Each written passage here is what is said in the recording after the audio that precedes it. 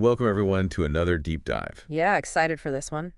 Today, we're heading to a place that I have to admit I hadn't really heard much about before we started looking into it for this episode. Yeah. The Dahlak Archipelago. Ooh, sounds exotic already. It really does. Yeah. So we're talking about a group of islands off the coast of Eritrea. Okay, Eritrea. Yeah, right in the Red Sea. Got it. And from what I've gathered, it's like this incredible blend of natural beauty, Yeah, sounds like a ton of history, Yeah, and a really unique culture. Cool. I mean, you've got over 200 islands and islets, Wow, that's a lot. but only a handful are permanently inhabited. Okay, so most of them are uninhabited. Right, exactly. Dangerous. And then you've got this interesting mix geographically, too. Okay, lay it on me. So most of the islands are pretty flat, Yeah. less than 15 meters above sea level. Okay, so low-lying. Yeah, but then you've got Dissay, which is like this rocky outlier. Oh, a bit of variety in the landscapes. Exactly. So our mission today is to dig into all of this. Sounds good. Really figure out what makes this archipelago so special. Yeah, looking forward to it. So we've got a bunch of sources, historical accounts, ecological reports, Right. and we're going to try to synthesize all of that to get a clearer picture of the Dahlak Archipelago. Sounds like a plan. All right, so let's start with the thing that really struck me when I was reading about this place. Okay, what's that? The natural environment. Right. I mean, the sources just keep going on and on about how incredibly beautiful it is. Yeah, I saw that. Astonishing aquatic environments, unspoiled natural beauty. Exactly, and they're not exaggerating. Okay. I mean, the coral reefs, especially around the outer islands, Yeah. they're like pristine. Wow, so they've remained intact. Yeah, and get this, Hmm. they were actually formed from fossilized coral Oh, wow. that was uplifted by like seismic activity. Also like earthquakes and stuff. Yeah, Uh, way back in the late Pleistocene. Whoa, so we're talking a serious ancient geological processes shaping these reefs. I know, it's crazy, right? That's so cool. Yeah, and that's just the beginning. Okay, so what else? What else is down there? Well, you've got this just ridiculous amount of marine life, Okay. like an estimated 325 different species of fish. Oh my gosh. Yeah, and that's not even counting all the other stuff like seabirds, Mm-hmm. wading birds, dolphins. Dolphins. I love dolphins. I know, right? And get this. Dugongs. Dugongs. Wait, those are those like manatee relatives, right? Yeah, exactly. And they're endangered, but apparently pretty common around the Dahlak Archipelago.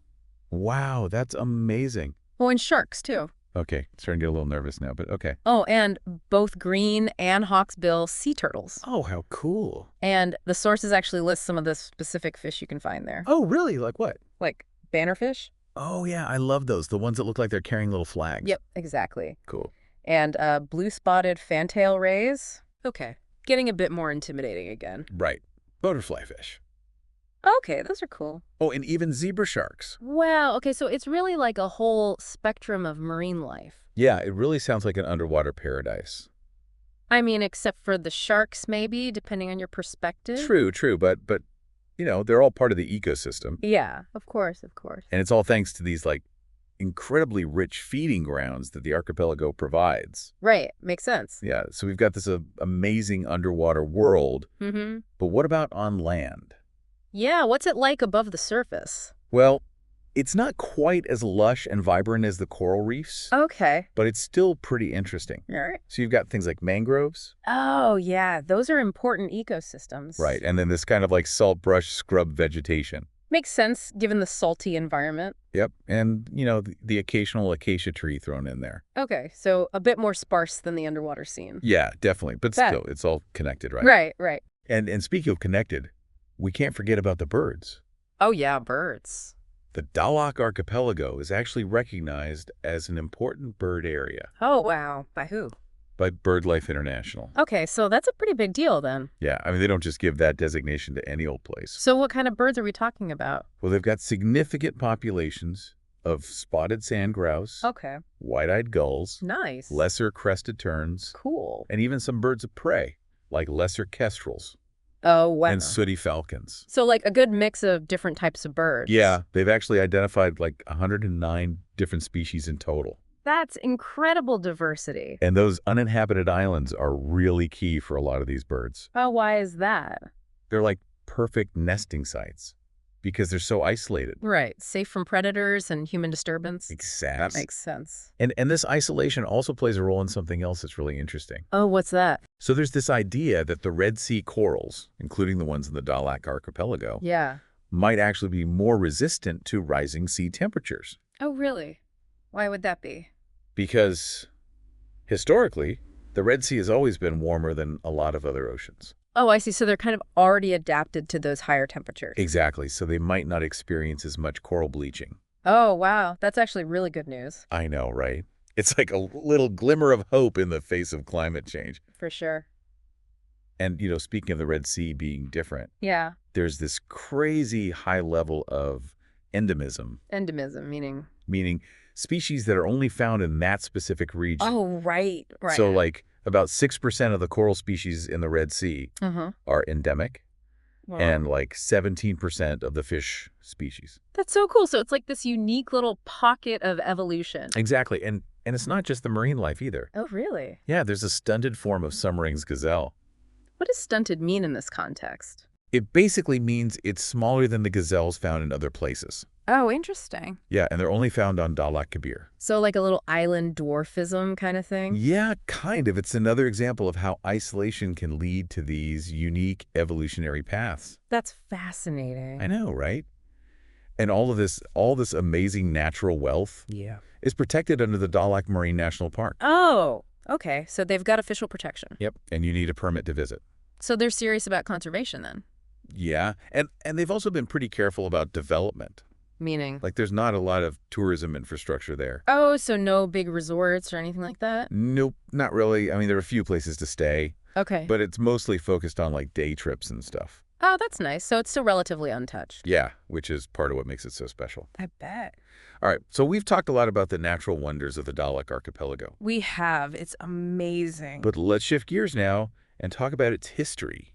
Okay, yeah, I'm curious about that. It sounds like it's got a long and complicated past. Oh, definitely. I mean, some researchers even think that these islands Yeah. might be the same ones mentioned in this ancient document called the Periplus of the Erythraean Sea. Periplus of the what? Erythraean Sea. It's basically like a sailing guide from the 1st century BC. Oh, wow. Okay, so we're talking ancient history here. Yeah, and in this document, they mention these islands called the Alaleu Islands, which were known for their tortoise shell.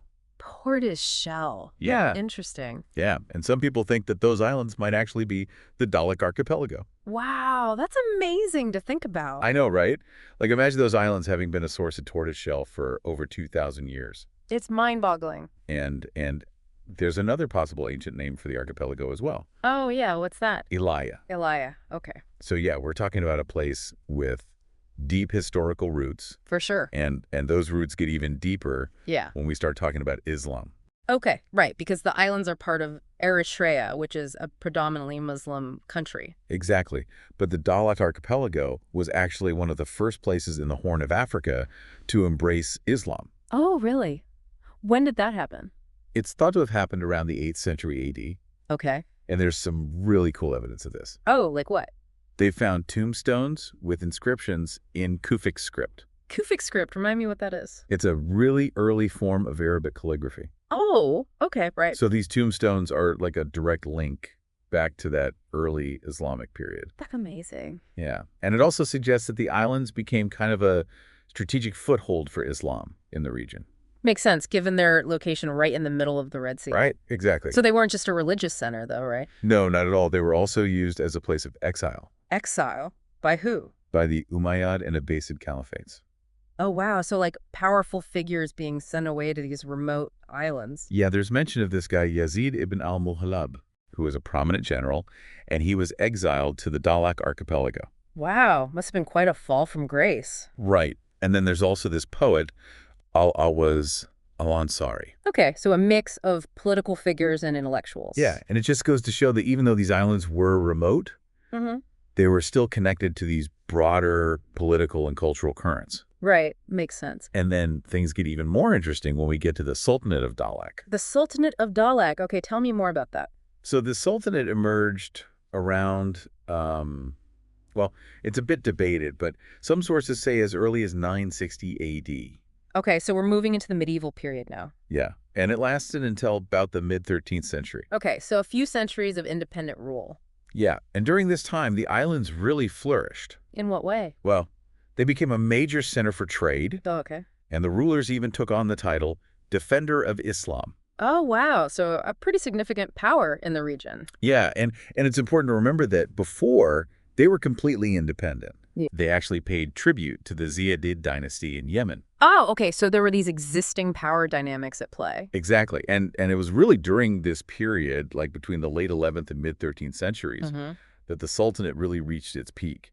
Under a specific ruler or? Well, there were a few powerful sultans, Okay. but one of the most notable was El-Mubarak. El-Mubarak. Got it. Yeah, and it's fascinating because even though they became this Islamic sultanate, Yeah. they still maintained these long-standing relationships with Abyssinia. Which is modern-day Ethiopia, right? Right, and Abyssinia was predominantly Christian at the time. So you had this Muslim sultanate coexisting with this Christian kingdom. Yeah, and there's even mention of a 13th century king of Dahlak, Okay. who was described as an Abyssinian Muslim. Wow, so a real mix of cultures and religion. Yeah, and it shows how complex the power dynamics were in the region. For sure. And a lot of this complexity was tied to trade. Okay, so tell me about the trade networks. Well, the Dahlak Archipelago was basically this crucial link in the Red Sea trade routes. Okay, what were they trading? Oh, all sorts of stuff. Aromatics, spices, gold, ivory. Wow, sounds lucrative. Yeah, and of course, pearls and tortoise shells. Right, those were big commodities back then. Yep. The pearl fisheries were actually famous even in Roman times. Wow, so a really long history of pearl diving. Yeah, but unfortunately, the sources also mention the slave trade. Right, that was a dark chapter in many parts of the world. Yeah, and for a while, the Sultanate actually had a monopoly over the trade coming from the Ethiopian interior. Wow, so they really controlled a key part of the trade network. Yeah, and this control, this strategic importance, Yeah. it inevitably led to conflict. Okay, so who came knocking? Well, in the 16th century, the Portuguese showed up. The Portuguese. What were they doing all the way over there? Well, they were expanding their empire, Right, right. and they were really interested in controlling the trade routes in the Indian Ocean. So the Dahlak Archipelago was right in their path. Yep, and they ended up sacking Dahlak twice, once in 1513 and again in 1541. Wow, that must have been devastating. Yeah, and then the Ottoman Turks entered the picture, The Ottomans, okay. and they managed to wrest control of the archipelago from the Portuguese in 1557. So a new power takes over. Yeah, and this marked a major shift in the balance of power in the Red Sea. Right, the Ottomans were a major force to be reckoned with. Definitely. So what happened after the Ottomans? Well, fast forward a few centuries, and we get to the late 19th century. Okay. And this is when the archipelago came under the control of the Khedivate of Egypt. The Khedivate of Egypt, all right. Yeah, and then just a few years later, in 1889, the Italians occupied the islands. The Italians, okay. And the Italian occupation is particularly notable because of something called the Nokra prison camp. The Nokra prison camp, what was that? It was a really harsh prison Okay. where they sent anti-colonial Eritrean patriots. So people who were resisting Italian rule. Exactly. And later, it was also used to imprison political prisoners under the Derg regime. The Derg regime, remind me who they were. They were the Marxist military junta that ruled Ethiopia from 1974 to 1991. Right, right. So this prison camp is a pretty stark reminder of the darker side of the archipelago's history. Yeah, a place of both strategic importance and oppression. Exactly. And what about the Italians themselves? Did they have any big plans for the islands? Apparently not. The sources say they didn't really see much economic value in them. Huh, interesting. Yeah, so they mostly just used them as a military outpost. Okay, so then what happened?